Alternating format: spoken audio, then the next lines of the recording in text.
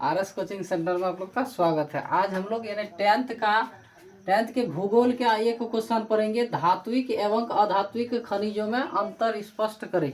NCERT में दिया हुआ है और ये सब क्वेश्चन पूछा जाता है। ठीक है, तो चलिए, यानी इस तरह अगर दिया हुआ रहता है धात्विक एवं अधात्विक खनिजों में अंतर स्पष्ट करें, तो आपको पहले क्या लिखना है, आंसर देके इस तरह लिख लेना है, धात्विक एवं अधात्विक खनिजों में अंतर निम्नलिखित है। यानी बहुत सारा है, अगर एक ठो बताइएगा तो एक ठो नहीं, बहुत सारा। देखिए यहाँ पर हम लोग पॉइंट लिख लिए हैं, 1 2 3 4 5 6, इसको भी दे सकते हैं। ठीक है, तो 6 करके पॉइंट है, इसलिए कहा जाता है यानी क्या, निम्नलिखित है।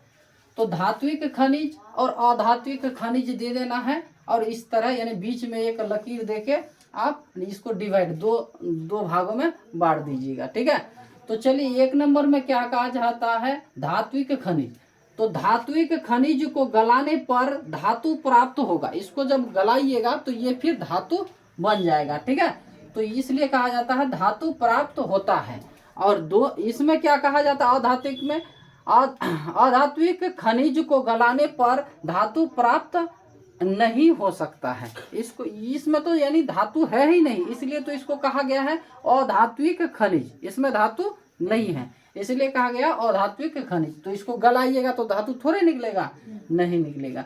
और 2 नंबर, ये कठोर एवं चमकीले होते हैं। ये कठोर होता है और चमकीला होता है, और ये जो होता है इनकी अपनी चमक होता है, लेकिन ये कठोर नहीं होता है उतना। ठीक है, ये कठोर नहीं होता है। मान लीजिए जैसे चूना पत्थर थोड़े कठोर है, उसको यानी एक हथौड़ा मारिएगा वह चूर चूर हो जाएगा। तो इनकी अपनी चमक होती है, लेकिन उसमें चमक होता है। जैसे अभ्रक में चमक है, शीशा में चमक है, चूना पत्थर में भी एक चमक होता है। ठीक है, तो ये दूसरा पॉइंट हो गया। ठीक है, और तीसरा पॉइंट यानी कहा जाता है ये प्राय आग्नेय चट्टान में पाए जाते हैं। ये किस क्षेत्र में पाया जाता है, जिस क्षेत्र में कौन सा चट्टान पाया जाता है, आग्नेय चट्टान, उस क्षेत्र में आपको धात्विक खनिज मिलेगा। ठीक है, और कहा जाता है अधात्विक खनिज किस क्षेत्र में मिलता है, ये परतदार चट्टान। ये याद रखिएगा, परतदार चट्टान के जिस क्षेत्र में होते हैं वहां पर आपको अधात्विक खनिज मिलते हैं। ये जैसे राजस्थान की तरफ, ठीक है, बिहार में भी अभ्रक मिलता है। ठीक, चलिए 4 नंबर में कहा जाता है इन्हें पीट कर तार बनाया जा सकता है।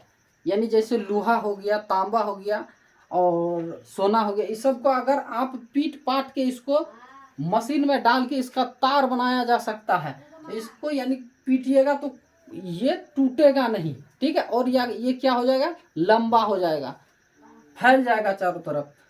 तो इसलिए कहा जाता है इन्हें पीट कर तार बनाया जा सकता है। और ये कहा गया है इसमें अधात्विक में, इन्हें पीट कर तार नहीं बनाया जा सकता है। इसको जब भी पीटिएगा, अगर हथौड़ा से मारिएगा तो ये तो चूर चूर हो जाएगा, तो इसको आप तार नहीं बना सकते। ये थोड़ा सा भी नहीं बनेगा। अगर लोहा को मारिएगा तो इतना सा लोहा है, यहाँ पर मारते हैं तो ये फैल जाएगा। लेकिन ये जो अधात्विक जो खनिज होता है, इसको अगर मारिएगा तो ये क्या हो जाएगा, टूट जाएगा, कई टुकड़ों में बढ़ जाएगा। ठीक है, तो इन्हें पीट कर तार नहीं बनाया जा सकता है। चलिए 5 नंबर में कहा, ये पीटने पर, देखिए ये पीटने पर क्या टूटता नहीं है, ये टूटेगा नहीं। देखिए आपको हम पहले से बता दिए, ये पीटने पर टूटेगा नहीं, और ये पीटने पर क्या क्या हो जाता है, चूर चूर। चूर चूर मतलब बहुत सारा टुकड़ा हो जाएगा। ठीक है, चलिए, और अगर लास्ट में ये भी देना चाहते हैं, जैसे इसमें कौन कौन आता है, लोहा, तांबा, निकेल, हाँ, सोना, बहुत तरह का इसमें आ जाता है। और इसमें क्या आता है, जैसे चूना पत्थर, अभ्रक, जिप्सम, शीशा और ये सब आता है। ठीक है, अगर ये टॉपिक को आप समझ गए तो आप कभी नहीं भूलिएगा। ठीक है, चलिए, ठीक।